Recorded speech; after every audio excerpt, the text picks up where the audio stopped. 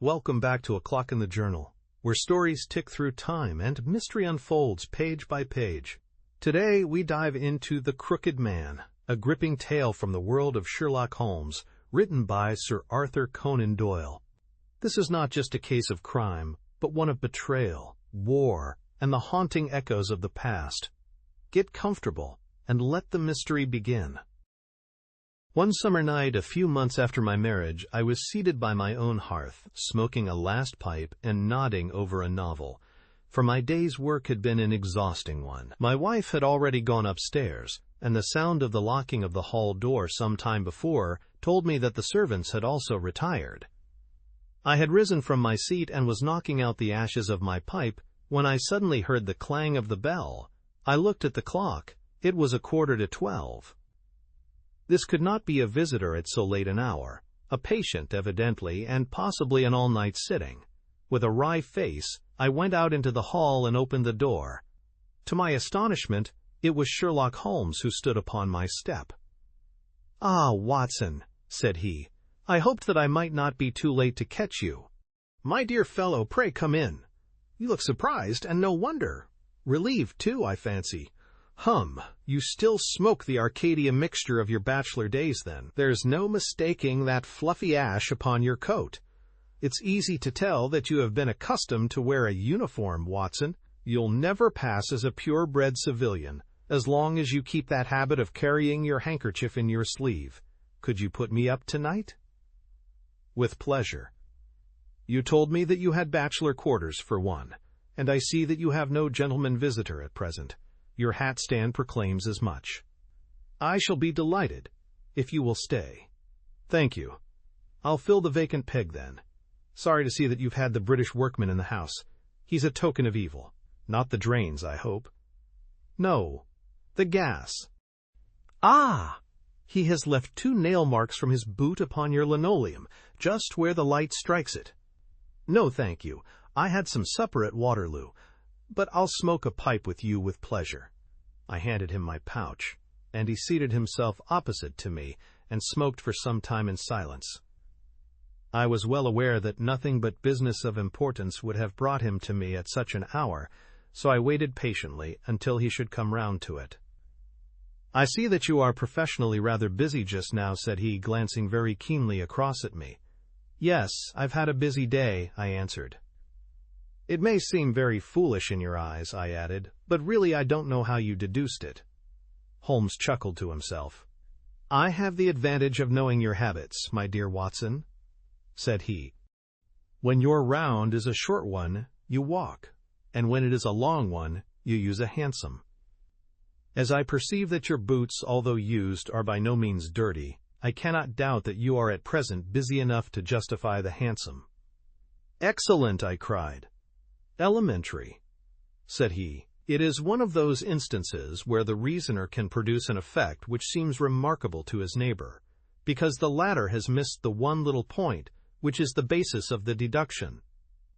The same may be said, my dear fellow, for the effect of some of these little sketches of yours, which is entirely meretricious, depending as it does upon your retaining in your own hands some factors in the problem which are never imparted to the reader.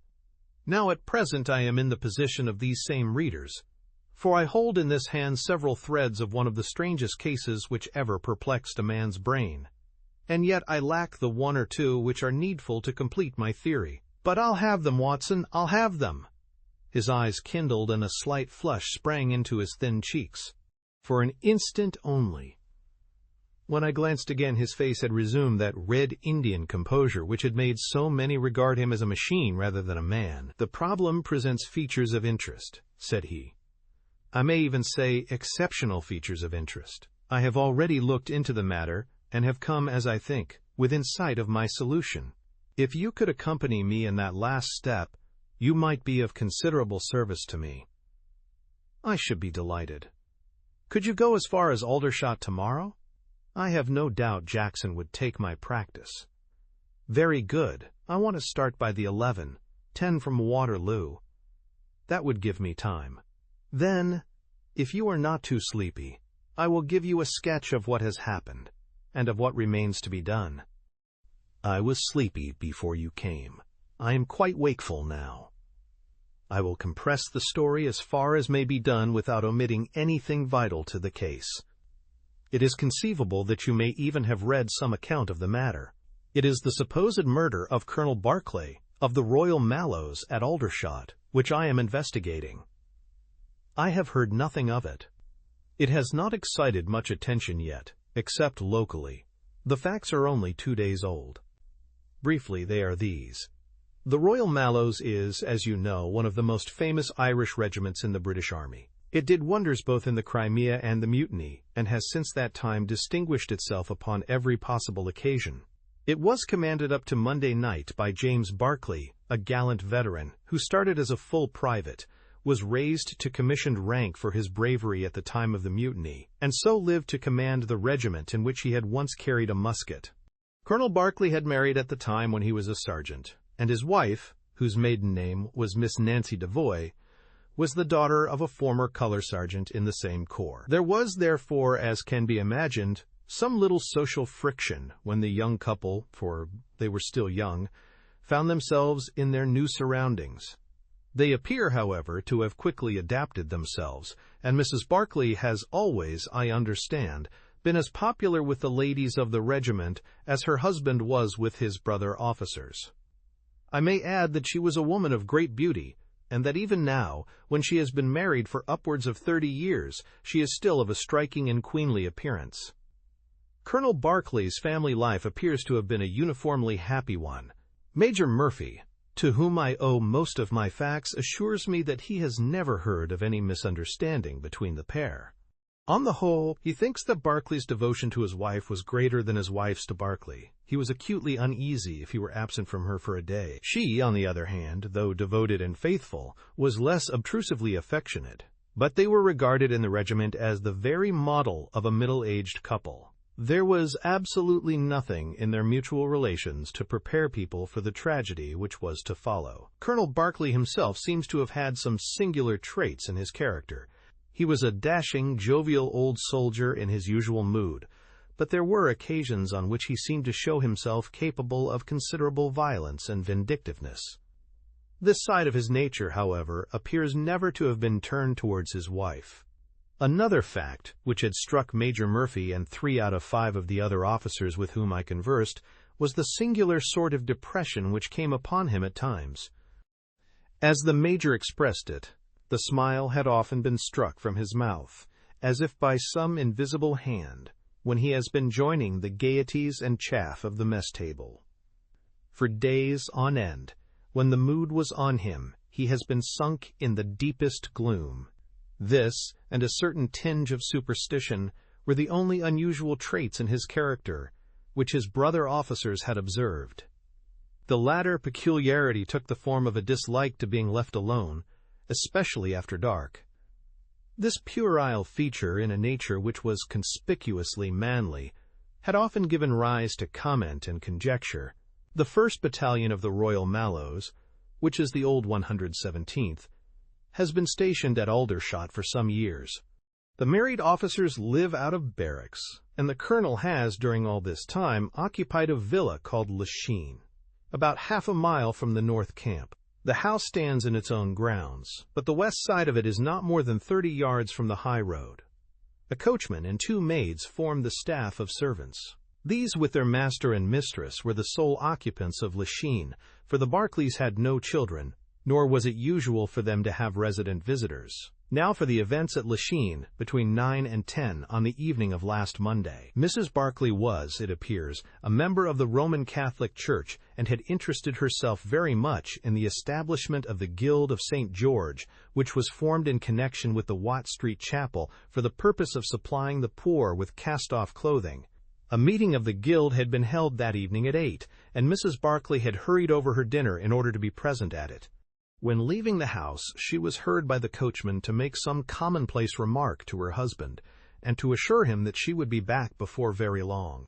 She then called for Miss Morrison, a young lady who lives in the next villa, and the 2 went off together to their meeting. It lasted 40 minutes, and at 9:15 Mrs. Berkeley returned home, having left Miss Morrison at her door as she passed. There is a room which is used as a morning room at Lachine, This faces the road and opens by a large glass folding door onto the lawn. The lawn is 30 yards across and is only divided from the highway by a low wall with an iron rail above it. It was into this room that Mrs. Barclay went upon her return. The blinds were not down, for the room was seldom used in the evening, but Mrs. Barclay herself lit the lamp and then rang the bell, asking Jane Stewart, the housemaid, to bring her a cup of tea, which was quite contrary to her usual habits. The Colonel had been sitting in the dining room, but hearing that his wife had returned, he joined her in the morning room. The coachman saw him cross the hall and enter it. He was never seen again alive. The tea which had been ordered was brought up at the end of 10 minutes, but the maid, as she approached the door, was surprised to hear the voices of her master and mistress in furious altercation. She knocked without receiving any answer, and even turned the handle, but only to find that the door was locked upon the inside. Naturally enough, she ran down to tell the cook, and the two women with the coachman came up into the hall and listened to the dispute which was still raging. They all agreed that only two voices were to be heard, those of Barclay and of his wife. Barclay's remarks were subdued and abrupt, so that none of them were audible to the listeners. The ladies, on the other hand, were most bitter, and when she raised her voice could be plainly heard. "You coward!" she repeated over and over again. "What can be done now? What can be done now? Give me back my life. I will never so much as breathe the same air with you again. You coward! You coward!" Those were scraps of her conversation, ending in a sudden dreadful cry in the man's voice, with a crash and a piercing scream from the woman. Convinced that some tragedy had occurred, the coachman rushed to the door and strove to force it, while scream after scream issued from within. He was unable, however, to make his way in, and the maids were too distracted with fear to be of any assistance to him. A sudden thought struck him, however, and he ran through the hall door and round to the lawn upon which the long French windows open. One side of the window was open, which I understand was quite usual in the summer-time, and he passed without difficulty into the room. His mistress had ceased to scream, and was stretched insensible upon a couch, while, with his feet tilted over the side of an armchair, and his head upon the ground near the corner of the fender, was lying the unfortunate soldier stone dead in a pool of his own blood. Naturally, the coachman's first thought, on finding that he could do nothing for his master, was to open the door. But here an unexpected and singular difficulty presented itself. The key was not in the inner side of the door, nor could he find it anywhere in the room. He went out again, therefore, through the window, and having obtained the help of a policeman and of a medical man, he returned. The lady, against whom naturally the strongest suspicion rested, was removed to her room, still in a state of insensibility. The Colonel's body was then placed upon the sofa, and a careful examination made of the scene of the tragedy. The injury from which the unfortunate veteran was suffering was found to be a jagged cut some 2 inches long at the back part of his head, which had evidently been caused by a violent blow from a blunt weapon. Nor was it difficult to guess what that weapon may have been. Upon the floor, close to the body, was lying a singular club of hard-carved wood with a bone handle. The Colonel possessed a varied collection of weapons brought from the different countries in which he had fought, and it is conjectured by the police that his club was among his trophies. The servants deny having seen it before, but among the numerous curiosities in the house it is possible that it may have been overlooked. Nothing else of importance was discovered in the room by the police, save the inexplicable fact that neither upon Mrs. Barclay's person, nor upon that of the victim, nor in any part of the room was the missing key to be found. The door had eventually to be opened by a locksmith from Aldershot. That was the state of things, Watson, when upon the Tuesday morning I, at the request of Major Murphy, went down to Aldershot to supplement the efforts of the police. I think that you will acknowledge that the problem was already one of interest, but my observation soon made me realize that it was in truth much more extraordinary than would at first sight appear. Before examining the room, I cross-questioned the servants, but only succeeded in eliciting the facts which I have already stated. One other detail of interest was remembered by Jane Stewart, the housemaid. You will remember that on hearing the sound of the quarrel, she descended and returned with the other servants. On that first occasion, when she was alone, she says that the voices of her master and mistress were sunk so low that she could hear hardly anything, and judged by their tones rather than their words that they had fallen out. On my pressing her, however, she remembered that she heard the word David uttered twice by the lady. The point is of the utmost importance as guiding us towards the reason of the sudden quarrel. The colonel's name, you remember, was James. There was one thing in the case which had made the deepest impression both upon the servants and the police. This was the contortion of the colonel's face. It had set, according to their account, into the most dreadful expression of fear and horror which a human countenance is capable of assuming. More than one person fainted at the mere sight of him, so terrible was the effect. It was quite certain that he had foreseen his fate, and that it had caused him the utmost horror. This, of course, fitted in well enough with the police theory, if the colonel could have seen his wife making a murderous attack upon him. Nor was the fact of the wound being on the back of his head a fatal objection to this, as he might have turned to avoid the blow. No information could be got from the lady herself, who was temporarily insane from an acute attack of brain fever. From the police I learned that Miss Morrison, who you remember went out that evening with Mrs. Barclay, denied having any knowledge of what it was which had caused the ill humor in which her companion had returned. Having gathered these facts, Watson, I smoked several pipes over them, trying to separate those which were crucial from others which were merely incidental. There could be no question that the most distinctive and suggestive point in the case was the singular disappearance of the door key. A most careful search had failed to discover it in the room, therefore it must have been taken from it. But neither the colonel nor the colonel's wife could have taken it. That was perfectly clear. Therefore a third person must have entered the room, and that third person could only have come in through the window. It seemed to me that a careful examination of the room and the lawn might possibly reveal some traces of this mysterious individual. You know my methods, Watson. There was not one of them which I did not apply to the inquiry, and it ended by my discovering traces, but very different ones from those which I had expected. There had been a man in the room, and he had crossed the lawn coming from the road. I was able to obtain 5 very clear impressions of his footmarks. 1, in the roadway itself, at the point where he had climbed the low wall, 2 on the lawn, and 2 very faint ones upon the stained boards near the window where he had entered. He had apparently rushed across the lawn, for his toe marks were much deeper than his heels. But it was not the man who surprised me. It was his companion. His companion! Holmes pulled a large sheet of tissue paper out of his pocket and carefully unfolded it upon his knee. "What do you make of that?" he asked. The paper was covered with the tracings of the footmarks of some small animal. It had 5 well-marked footpads, an indication of long nails, and the whole print might be nearly as large as a dessert spoon. "It's a dog," said I. "Did you ever hear of a dog running up a curtain?" I found distinct traces that this creature had done so. "A monkey, then? But it is not the print of a monkey. What can it be, then?" "Neither dog, nor cat, nor monkey, nor any creature that we are familiar with. I have tried to reconstruct it from the measurements. Here are 4 prints where the beast has been standing motionless. You see that it is no less than 15 inches, from forefoot to hind. Add to that the length of neck and head, and you get a creature not much less than 2 feet long, probably more if there is any tail. But now observe this other measurement.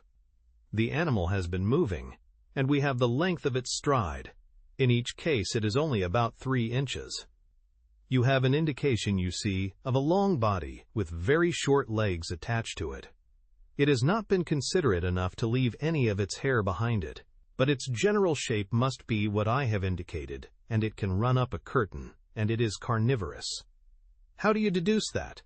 Because it ran up the curtain. A canary's cage was hanging in the window, and its aim seems to have been to get at the bird. Then what was the beast? Ah, if I could give it a name, it might go a long way towards solving the case. On the whole, it was probably some creature of the weasel and stoat tribe, and yet it is larger than any of these that I have seen. But what had it to do with the crime? That also is still obscure. But we have learned a good deal, you perceive. We know that a man stood in the road looking at the quarrel between the Barclays. The blinds were up and the room lighted.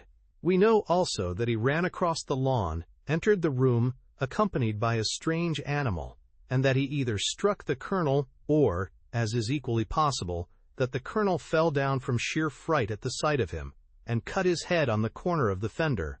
Finally, we have the curious fact that the intruder carried away the key with him when he left. Your discoveries seem to have left the business more obscure than it was before, said I. Quite so. They undoubtedly show that the affair was much deeper than was at first conjectured. I thought the matter over, and I came to the conclusion that I must approach the case from another aspect. But really, Watson, I am keeping you up, and I might just as well tell you all this on our way to Aldershot tomorrow. Thank you. You have gone rather too far to stop. It is quite certain that when Mrs. Barclay left the house at 7:30, she was on good terms with her husband. She was never, as I think I have said, ostentatiously affectionate, but she was heard by the coachman chatting with the colonel in a friendly fashion.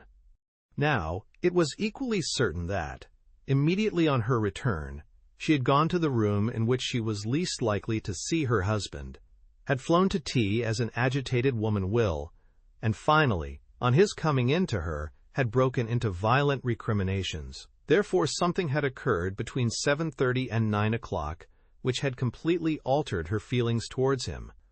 But Miss Morrison had been with her during the whole of that hour and a half.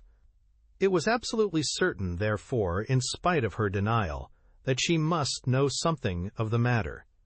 My first conjecture was that possibly there had been some passages between this young lady and the old soldier, which the former had now confessed to the wife, that would account for the angry return, and also for the girl's denial that anything had occurred, nor would it be entirely incompatible with most of the words overheard.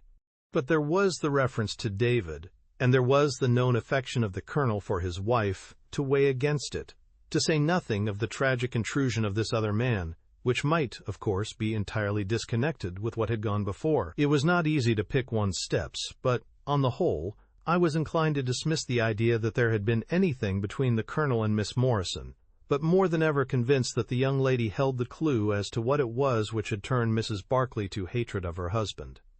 I took the obvious course, therefore, of calling upon Miss Morrison, of explaining to her that I was perfectly certain that she held the facts in her possession, and of assuring her that her friend, Mrs. Barclay, might find herself in the dock upon a capital charge unless the matter were cleared up. Miss Morrison is a little ethereal slip of a girl, with timid eyes and blonde hair, but I found her by no means wanting in shrewdness and common sense. She sat thinking for some time after I had spoken, and then, turning to me with a brisk air of resolution, she broke into a remarkable statement which I will condense for your benefit. I promised my friend that I would say nothing of the matter, and a promise is a promise, said she. But if I can really help her when so serious a charge is laid against her, and when her own mouth, poor darling, is closed by illness, then I think I am absolved from my promise. I will tell you exactly what happened upon Monday evening. We were returning from the Watt Street Mission about 9:15 o'clock. On our way we had to pass through Hudson Street, which is a very quiet thoroughfare. There is only one lamp in it, upon the left-hand side, and as we approached this lamp I saw a man coming towards us with his back very bent, and something like a box slung over one of his shoulders. He appeared to be deformed, for he carried his head low and walked with his knees bent. We were passing him when he raised his face to look at us in the circle of light thrown by the lamp, and as he did so, he stopped and screamed out in a dreadful voice, "My God, it's Nancy!" Mrs. Barclay turned as white as death, and would have fallen down had the dreadful-looking creature not caught hold of her. I was going to call for the police, but she, to my surprise, spoke quite civilly to the fellow. "I thought you had been dead this 30 years, Henry," said she in a shaking voice. "So I have," said he, and it was awful to hear the tones that he said it in. He had a very dark, fearsome face, and a gleam in his eyes that comes back to me in my dreams. His hair and whiskers were shot with gray, and his face was all crinkled and puckered like a withered apple. "Just walk on a little way, dear," said Mrs. Barclay. I want to have a word with this man. There is nothing to be afraid of." She tried to speak boldly, but she was still deadly pale, and could hardly get her words out for the trembling of her lips.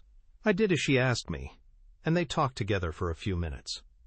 Then she came down the street with her eyes blazing, and I saw the crippled wretch standing by the lamp-post and shaking his clenched fists in the air as if he were mad with rage.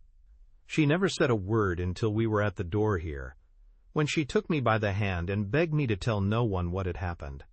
"It's an old acquaintance of mine who has come down in the world," said she.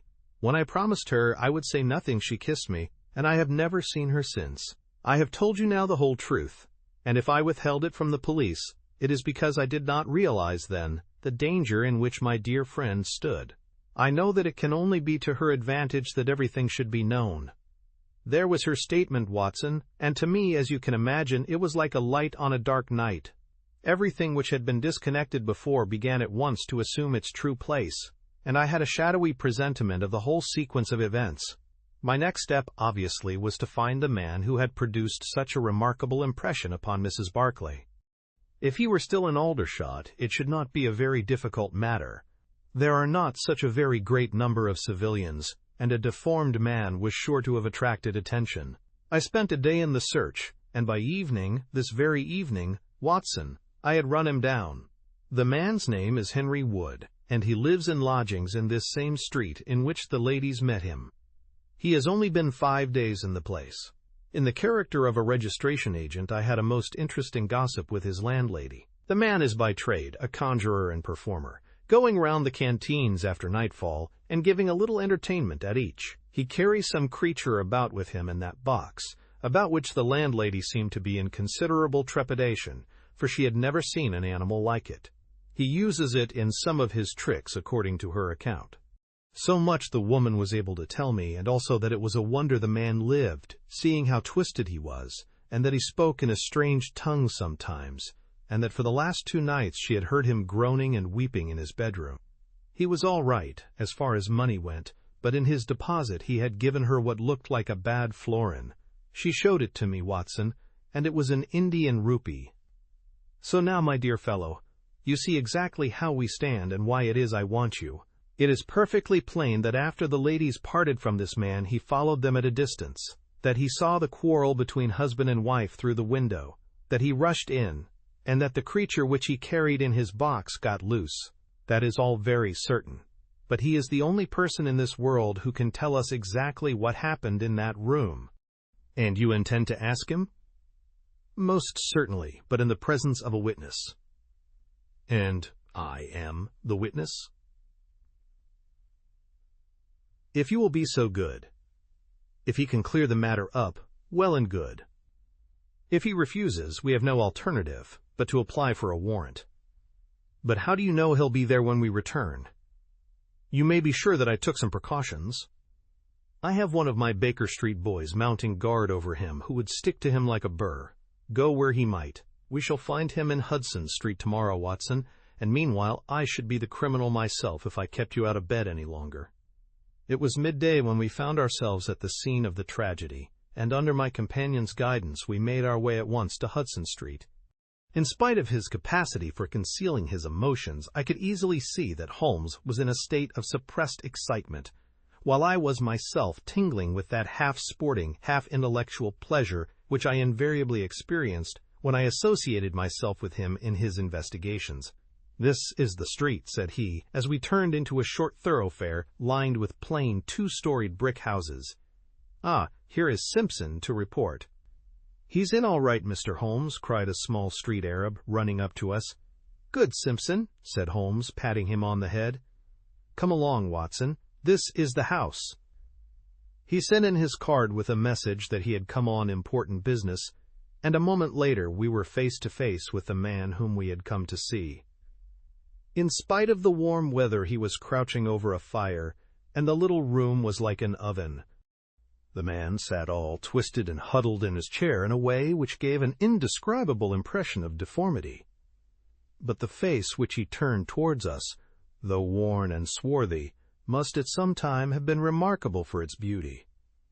He looked suspiciously at us now out of yellow-shot, bilious eyes, and without speaking or rising, he waved towards 2 chairs. "Mr. Henry Wood, late of India, I believe," said Holmes affably.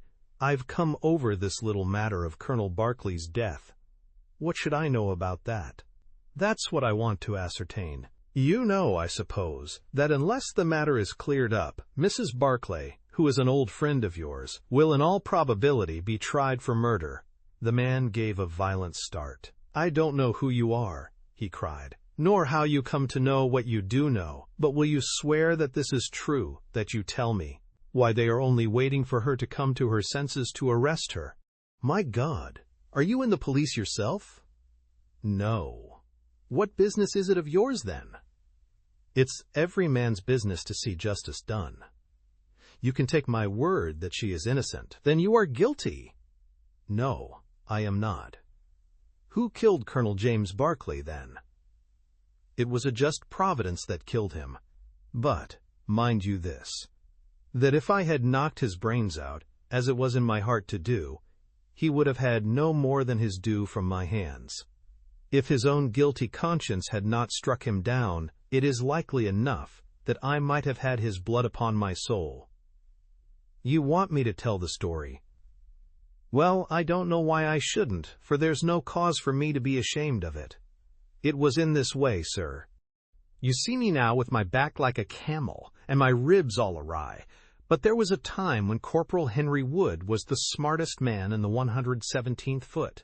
We were in India then, in cantonments, at a place we'll call Bertie. Berkeley, who died the other day, was sergeant in the same company as myself, and the belle of the regiment, aye, and the finest girl that ever had the breath of life between her lips, was Nancy Devoy, the daughter of the color sergeant.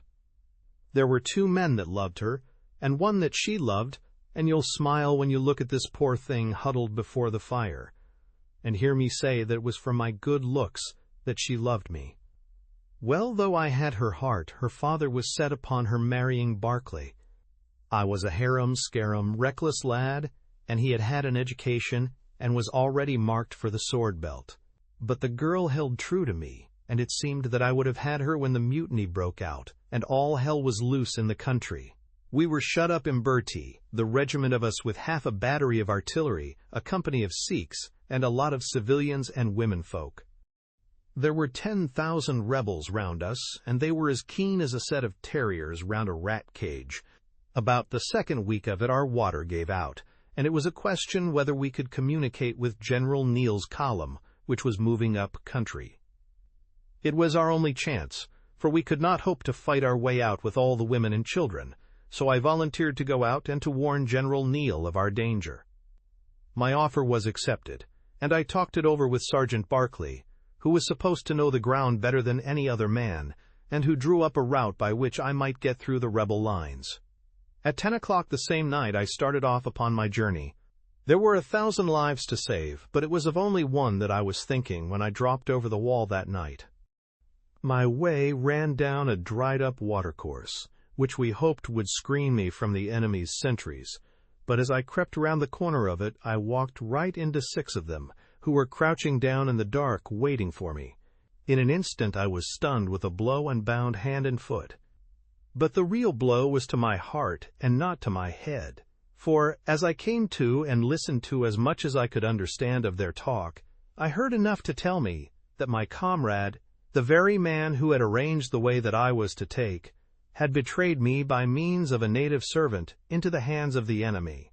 Well, there's no need for me to dwell on that part of it. You know now what James Berkeley was capable of. Bertie was relieved by Neill next day, but the rebels took me away with them in their retreat, and it was many a long year before ever I saw a white face again. I was tortured and tried to get away, and was captured and tortured again. You can see for yourselves the state in which I was left. Some of them that fled into Nepal took me with them, and then afterwards I was up past Darjeeling. The hill folk up there murdered the rebels who had me, and I became their slave for a time until I escaped. But instead of going south, I had to go north, until I found myself among the Afghans. There I wandered about for many a year, and at last came back to the Punjab, where I lived mostly among the natives, and picked up a living by the conjuring tricks that I had learned. What use was it for me, a wretched cripple, to go back to England or to make myself known to my old comrades? Even my wish for revenge would not make me do that. I had rather that Nancy and my old pals should think of Harry Wood as having died with a straight back than see him living and crawling with a stick like a chimpanzee. They never doubted that I was dead, and I meant that they never should. I heard that Barclay had married Nancy, and that he was rising rapidly in the regiment, but even that did not make me speak.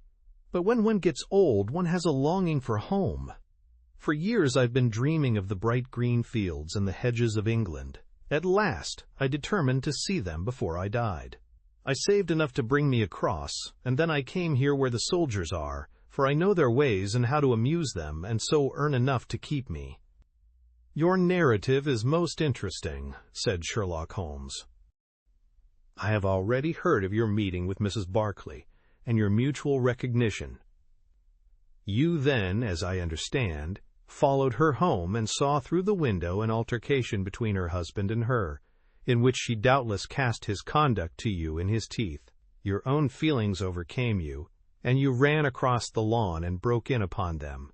I did, sir, and at the sight of me he looked as I have never seen a man look before, and over he went with his head on the fender. But he was dead before he fell. I read death on his face as plain as I can read that text over the fire. The bare sight of me was like a bullet through his guilty heart. And then? Then Nancy fainted, and I caught up the key of the door from her hand, intending to unlock it and get help. But as I was doing it, it seemed to me better to leave it alone and get away, for the thing might look black against me, and anyway my secret would be out if I were taken. In my haste I thrust the key into my pocket, and dropped my stick while I was chasing Teddy, who had run up the curtain. When I got him into his box from which he had slipped, I was off as fast as I could run. "Who's Teddy?" asked Holmes. The man leaned over and pulled up the front of a kind of hutch in the corner. In an instant out there slipped a beautiful reddish-brown creature, thin and lithe, with the legs of a stoat, a long, thin nose, and a pair of the finest red eyes that ever I saw in an animal's head. "It's a mongoose," I cried. "Well, some call them that, and some call them ichneumon," said the man. "Snake catcher is what I call them, and Teddy is amazing quick on cobras.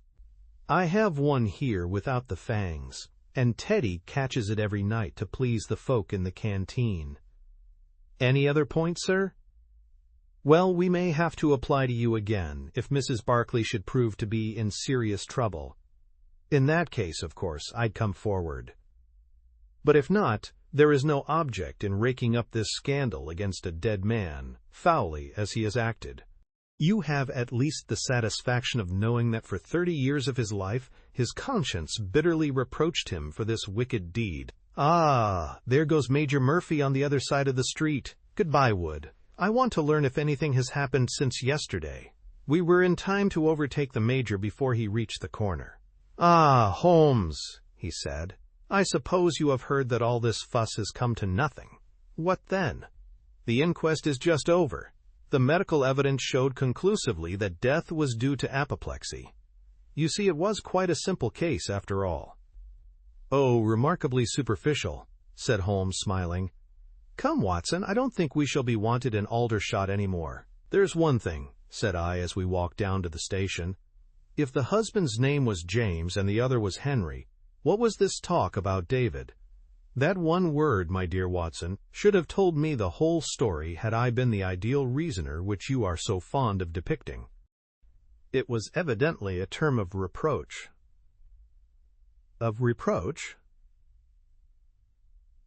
"Yes, David strayed a little occasionally, you know, and on one occasion in the same direction as Sergeant James Barclay. You remember the small affair of Uriah and Bathsheba. My biblical knowledge is a trifle rusty, I fear, but you will find the story in the 1st or 2nd of Samuel.